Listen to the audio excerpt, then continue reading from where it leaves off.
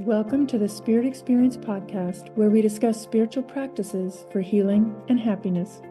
Join us each Monday for enlightening conversations with spiritual teachers across a variety of practices and modalities. Jacqueline, welcome back to the Spirit Experience podcast. Thank you. I'm so happy to be back. Last week, we had quite a conversation and we just weren't done. Yeah, there's definitely a lot to talk about when it comes to spirituality, and there's so many different modalities out there. So I just think it's so wonderful that we can have such a in-depth conversation about it. Absolutely. And I think that the things that we still have left to talk about are things that people are going to want to know about. So let's dive right in. My first question is, how did you unlock and start practicing the modalities that you use? So I did a lot of healing and inner work, and it was through those healings that allowed me to unlock all of these spiritual abilities. So some of these include the ability to receive and channel spiritual downloads. And what this means is I hear sacred messages from spirit. And I also unlocked my ability to channel light language, which is a healing modality that speaks directly to the soul. So I channel higher dimensional frequency codes from the 5D, and I anchor them into the third dimension to raise the frequency of either a specific individual or of the collective. And I truly believe that if I had not done my own healing and inner work, I wouldn't have unlocked these sacred gifts. And honestly, when I say I unlocked them, I quite literally mean that in that sense, because it wasn't like it was a gradual thing.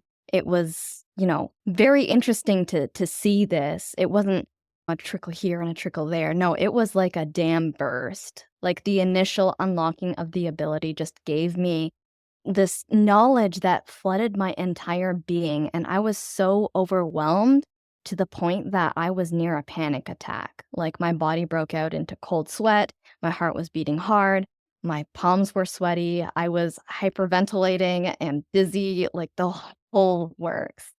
I remember I had to change my shirt after the whole thing calmed down. And after I managed to finally ground myself, just because I was so drenched in sweat and it was just really hard on my body. So I'm able to finally receive and use these abilities better with control now. So luckily I don't experience that anymore. But at the time, because it was so new to me, I was unstable with using these gifts and I just didn't know how to control it. So I guess it freaked me out.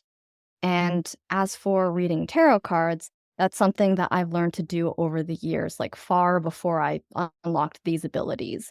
I'm very intuitive and I've been a clairvoyant since a very young age, and I can feel energies and see energies pretty easily. So when I pull certain cards, I already get messages or gut feelings, like an intuitive pull about a situation right when I look at the card.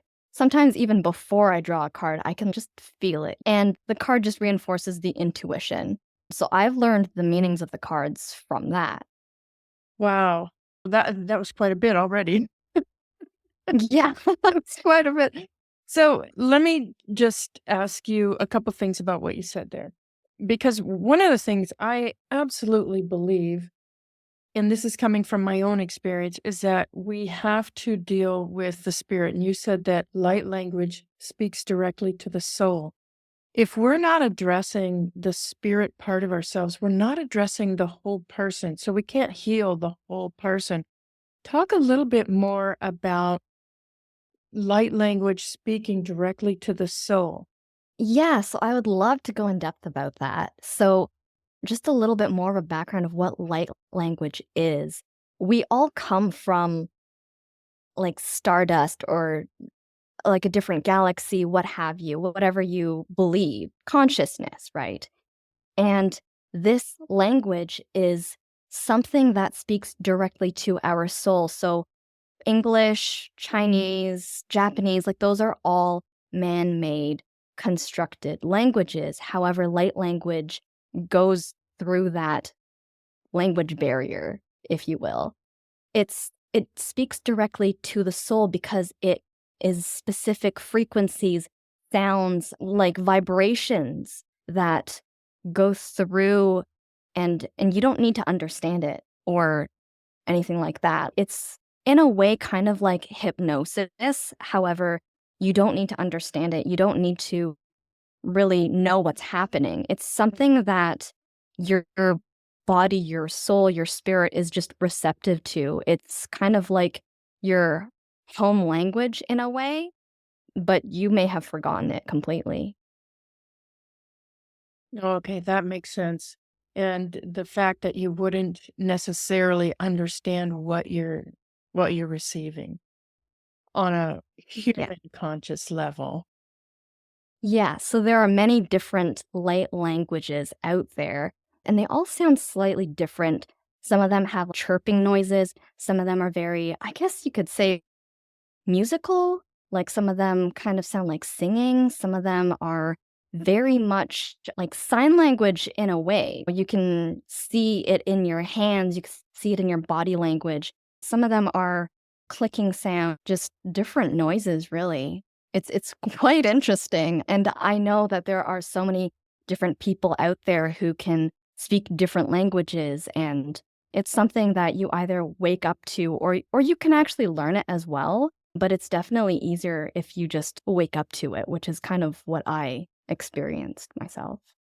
So tell me how you interpret this language when you're working with a client. How does that process work?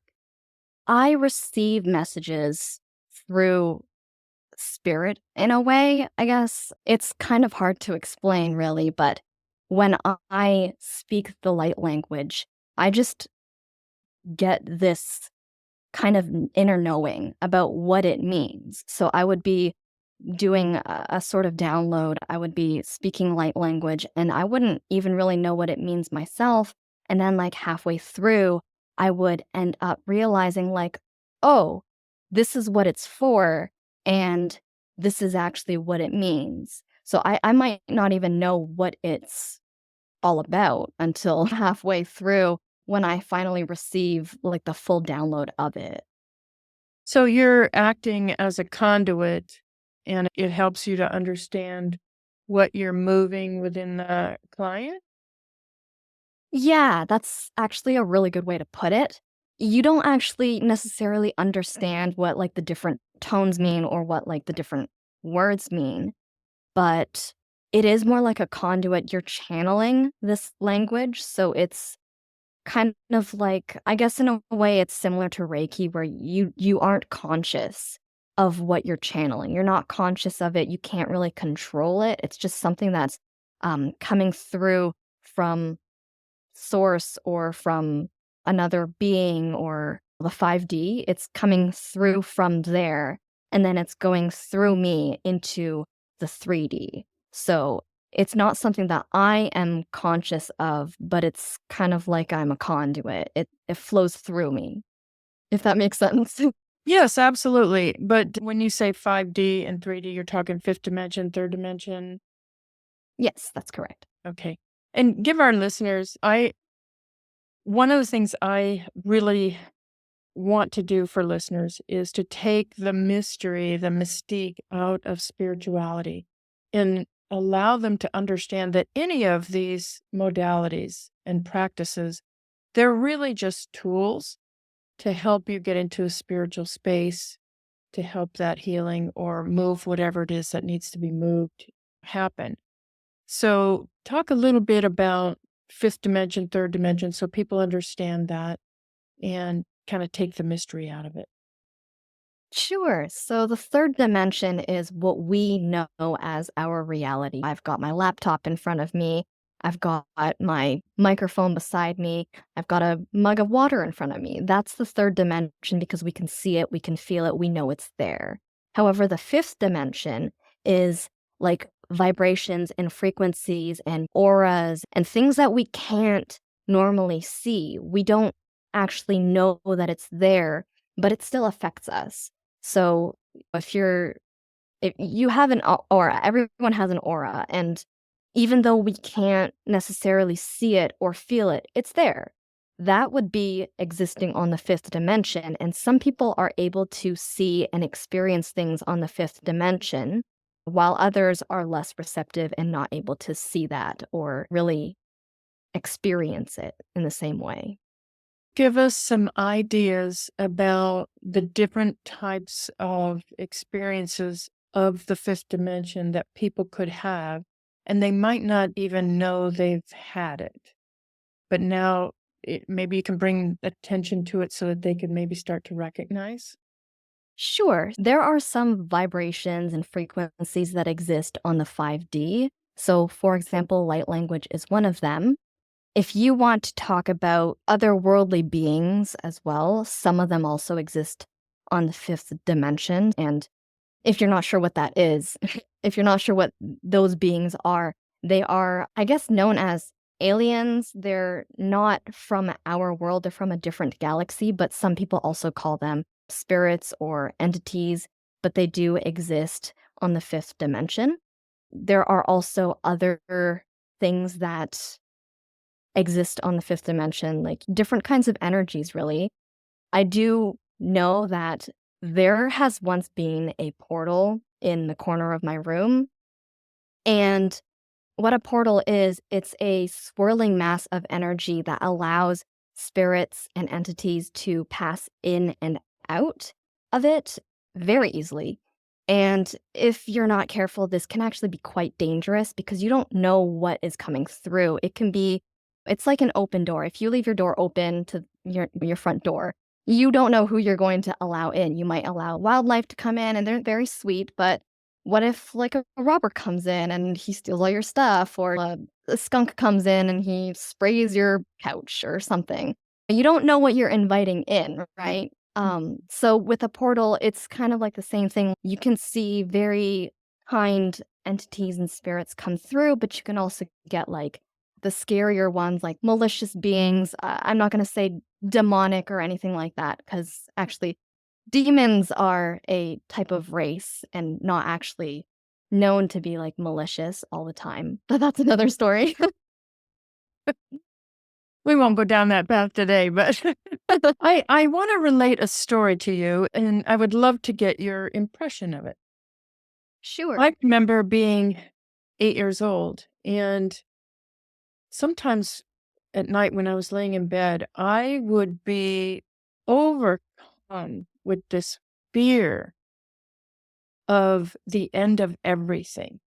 Like it would be total darkness, like not my own death or anything, but the end of everything. And when I was experiencing that, I sensed two entities, and I could taste like a metallic taste in my mouth when they were around. And I didn't recognize them as entities. It went on into early adulthood. I would have to get out of bed and do something else because I was so afraid of the end of everything. I couldn't grasp the concept of infinity, right? And so, but when that happened, these entities would show up. So I don't think of them as malicious. I think of them as trying to help in a way. And it's really just looking back after having the experiences that I've had that I understand that they weren't even entities, that they were energetic beings.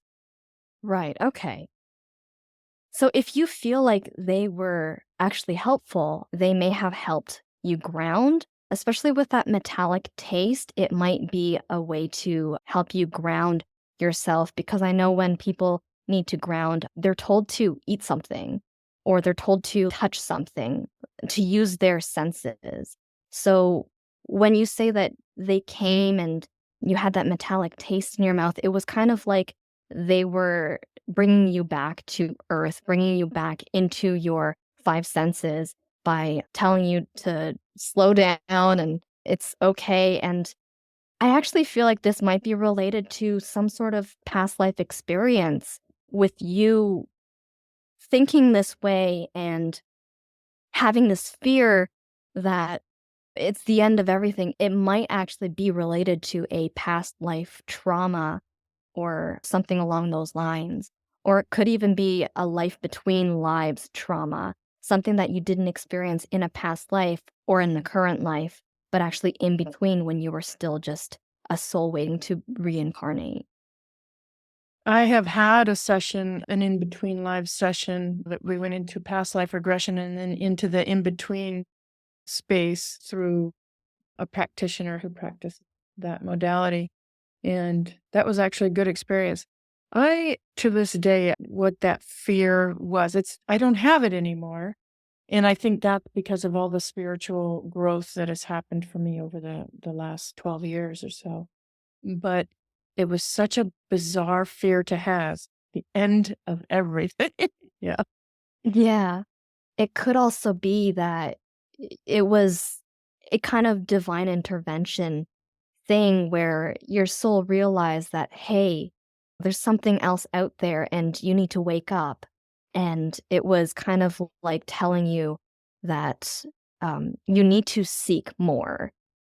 It seems counterintuitive to make you fear that's it, but it's actually a way to tell yourself that there is more. And it was probably a way to remind your soul that you have something that needs to be done, like spiritually, like you have a mission to do.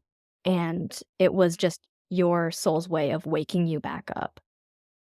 Well, I tell you what, I didn't pay attention. I was always drawn to spiritual practices and I did a lot of reading over the years, but it was a dabble. It was just in and out of it and never really committing to creating a spiritual practice, but curious and interested and read all these different books about different modalities and spiritual practices. And then I lost my son and I was literally thrown right up against the veil. And I knew that the only thing that I could do, that only thing that was going to help me survive it was going to be spiritual, a spiritual connection. And I began to seek that connection with my son. And I've had incredible messages from him over the years, which led to a spiritually transformative experience for me, one that was a spiritual awakening, one that, like you, it just came over me. And I knew with every cell in my being that all the signs and all the messages had been sent deliberately by Levi. And I knew where he was, and I knew his joy, and I felt his joy. And I was beaming for weeks. Every time I thought of him, I would be so happy for him, right? And so that we've kind of brought the conversation around to where I wanted to go next with you. And that's, in your experience, how does connecting with spirit help with processing grief? Because it's done amazing things for me. Even though I've personally had a lot of breakthroughs and some wonderful support and many spiritual downloads and healing modalities to get me through it all, I still did a lot of ruminating about my past. And I even wondered at some points, did I make a mistake? As we all do, because we're only human. But I knew that I had to stay strong and I had to keep moving forward. And I didn't want to let myself fall back just because it was comfortable. So there was definitely no going back after all of the pain and the trust that was broken.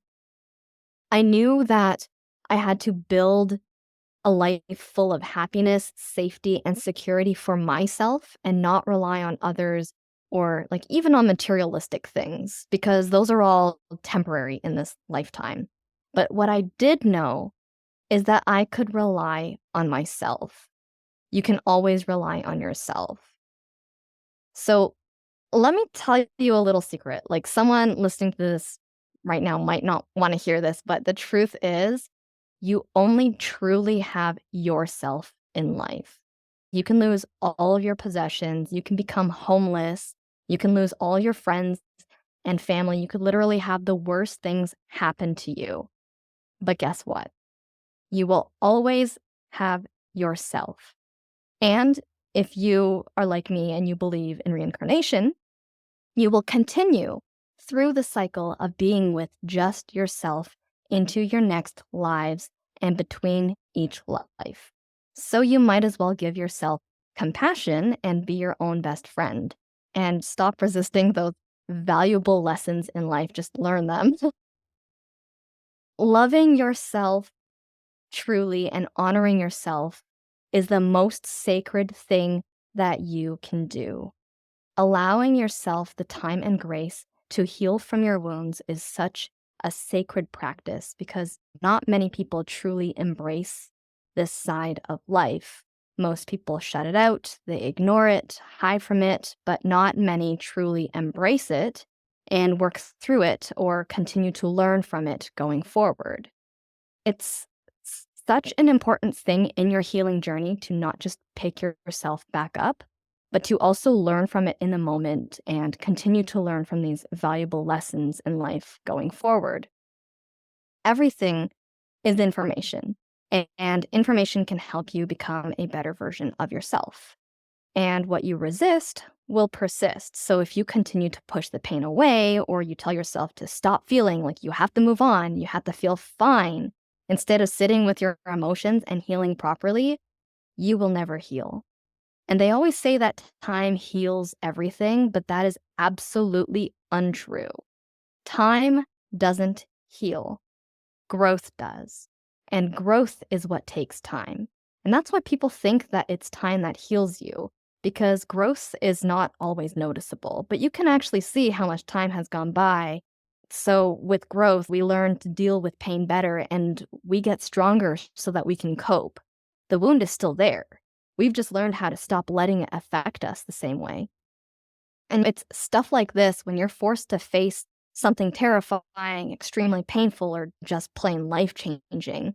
And if you allow yourself to experience it, feel the feelings, heal from it, and let it go, it often changes you for the better. But you'll have to sit in those feelings and let them pass instead of letting them get stuck and harden your heart and build up your walls. And if you do this right, just like a phoenix, you'll be reborn again after undergoing the extremes of your environment, and you will embrace a positive transformation, newfound awareness, and profound spiritual growth from it.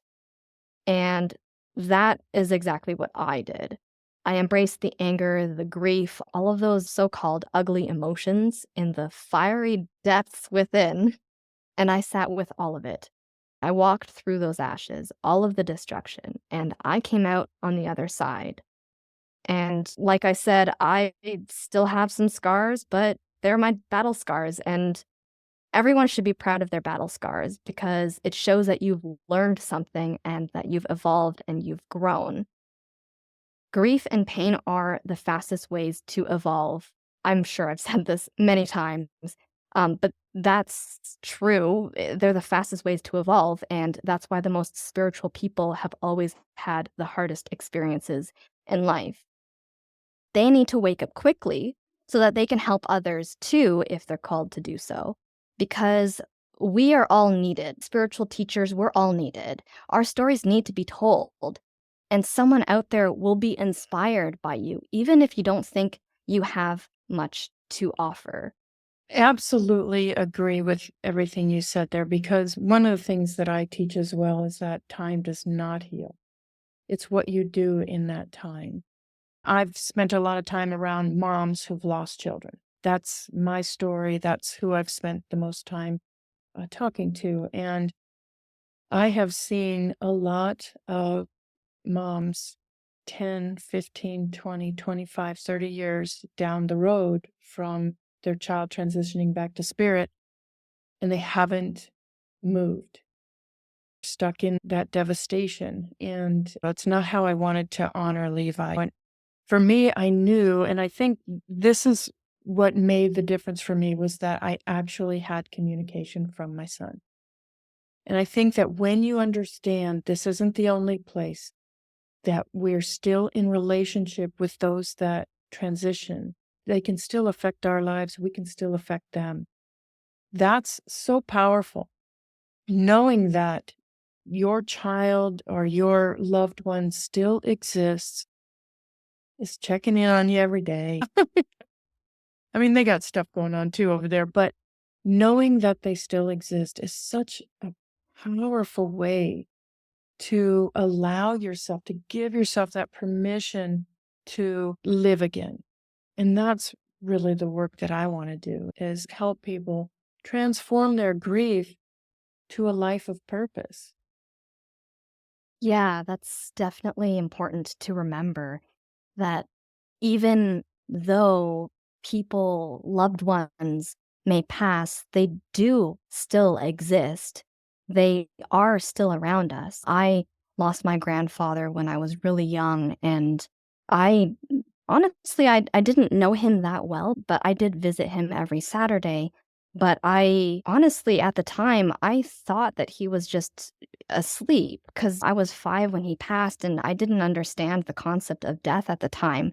So it was really hard when I finally realized that's what death is.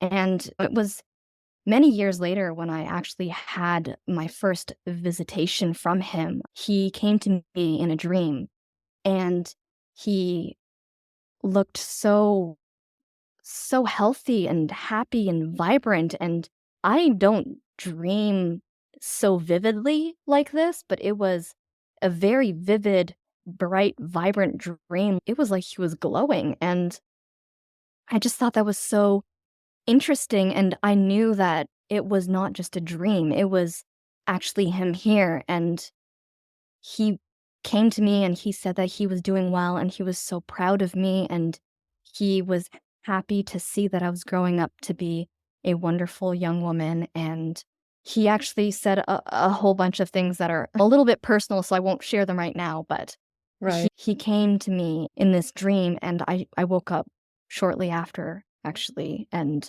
I actually felt him sitting on the edge of my bed. Like, I actually saw a little indentation on the edge of the bed, and it was just so interesting because this was before I went through my spiritual journey, and I guess it was part of the reason why I went through the whole spiritual journey, because I realized even if we pass away, like, death is not the end all be all. There is more to it. And if this is not the evidence that my logical mind needed, then I don't know what is. Right. And I think too, because after this happened for me, and I really did a deep dive into the spiritual world and spent a lot of time seeking Levi, communicating with Levi, I was able to look back and understand some experiences that had happened over the years, right? That we don't really put into context until we get clear about who we are as a spirit. Yeah. It's not, you don't just arrive. It's ongoing. That spiritual growth and spiritual practice is going to be ongoing if you choose it. Yeah, it's definitely a fluid thing. It's not something that is one and done. You can't just go through your spiritual journey assuming it's like school where you have grade 1 to 12 and then that's it, or whatever. It's not like that at all. It's like, even if you are a very spiritual person and you've meditated for 20 years and you've been a spiritual person all your life, there's still so much to learn. No one can be a master and no one can be like perfect on their practice because there is just so much there that you can learn and you can improve on. And it's really, spiritual practice is available to any and all of us. It's not something where you've got to meditate 4 hours a day, that kind of thing. It's something that you can do even as you go about your day. And I really want to help facilitate that for people, help people understand that having a spiritual practice is a lot simpler than we think. Yeah, it's definitely a lot simpler than we think. You don't even need any money to be a spiritual person. Like, I know a lot of people are like, oh, but you need tarot cards, or you need crystals, or you need whatever. You really don't. You can be a spiritual person and have none of those things. You can be a spiritual person and not even meditate that often. spirituality can also just be a set of beliefs, and it may not even be a religion to you. It really is what you believe is right for you. I know some spiritual people who are completely non-religious, and then there's also me where I am polytheistic and I believe in all sorts of gods and goddesses from different cultures. However, I see them as more like equals rather than gods and goddesses that I need to worship. So we actually are like equals, and I work with them rather than as a person who worships them. And you can be polytheistic as well, or you can be completely non-religious, or you can meditate. You don't have to meditate. You can have crystals. You don't have to have crystals. So it really is all up to you about how you feel is right for your spiritual journey. Right. And that's the journey that I would love to see people take. And that is just to connect with spirit. Because when you do, you will realize that you are now aware of your whole being, not just a Yeah. part of you. And it has helped so much with pretty much everything, really. All of the human life, when you begin to understand that this just isn't all it. Yeah. There's, there's so much more. And a lot of this stuff that is going on here just isn't as big a deal as we think it is. Yeah. That's a very good point, actually. Like, if you are stressed about work right now, like in the long run, in the long term, what you do at work today really doesn't have that much significance on your spiritual journey as a whole, or maybe even in your life as a whole. I believe that it's important to connect with spirit because it allows you to feel like you're less alone, for one thing.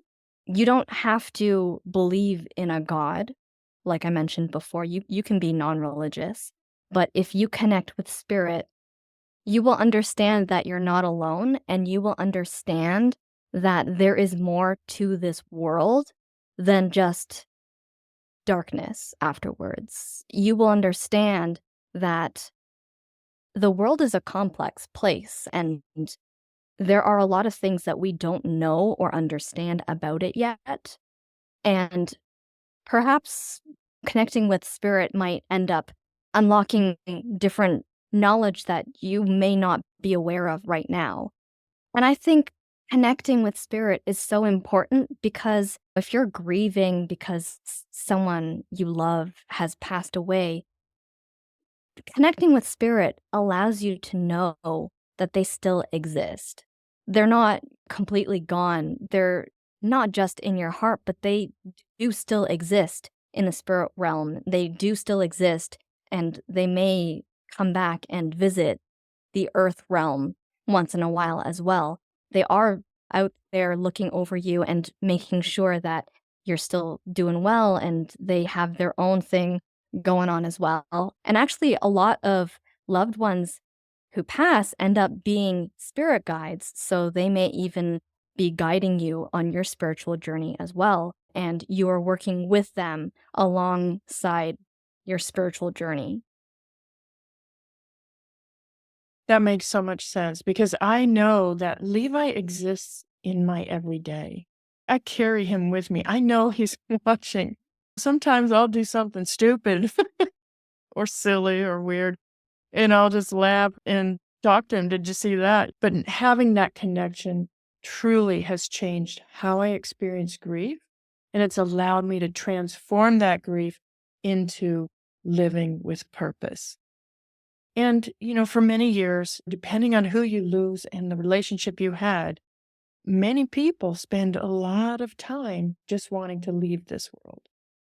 And I no longer want to leave this world. I know I'm going to when it's my time. And I know I'm going to see him. And I know it's going to be fantastic. And I know that it's going to feel like a minute since I last saw him, right? So that connection, connecting to spirit, giving yourself that grace so that you truly understand they still exist. It's powerful. Yeah, and that's another thing. Sometimes we may feel like someone has being taken from us too early. And it may actually be, I don't want to say a divine timing thing, but it may be that there is something important that they need to fulfill as part of their mission. And that's another reason why they could have left. When it is your time, it will happen. And up until that point, you have a lot of things that you need to do in order to advance your soul and advance the collective. So it's an interesting thing that a lot of people out there, they feel that they want to end their lives prematurely. And in reincarnation, you might end up reliving this problematic life, but tenfold. It might be so much worse. That is a conversation that many mothers who've lost a child and I have had, and that is, I don't want to do this again. I know I made the agreement to do it this time. I don't understand why I made that agreement, but I don't want to do it again. Right? Yes. So it does, that spiritual connection really does help lessen that desire to want to go. And over time, you can get to a point where life is really okay to live again. It's really okay to smile. It's really okay to be happy. It's really okay to use this experience to find purpose and to live into that purpose. Yeah, exactly. Jacqueline, I thank you again for coming on the show. I mean, I know we could take another run at this and go another hour. We're gonna have to. Yeah, there's just so much that we could talk about. Spirituality is just a very large, encompassing topic. Like, we could talk about spirits and entities, or we could talk about light language. We could talk about so many different things that cannot be covered in just 2 episodes. No, that's why the Spirit Experience podcast will be going on for many years. I'm going to put all your contact information in the show notes so that our listeners can find you. I know some of them are going to want to know more about you and come work with you. Jacqueline, again, thanks for coming on the Spirit Experience podcast. I appreciate it so much. I love our conversations, and I know we'll do some more down the road. Thank you so much for having me. I really enjoy being on the show, and I can't wait to come back in the future. You've been listening to the Spirit Experience podcast, where we discuss spiritual practices for healing and happiness. To join one of our free Spirit Experience classes, see the link in the show notes. Have a joyful week, and I'll see you next Monday.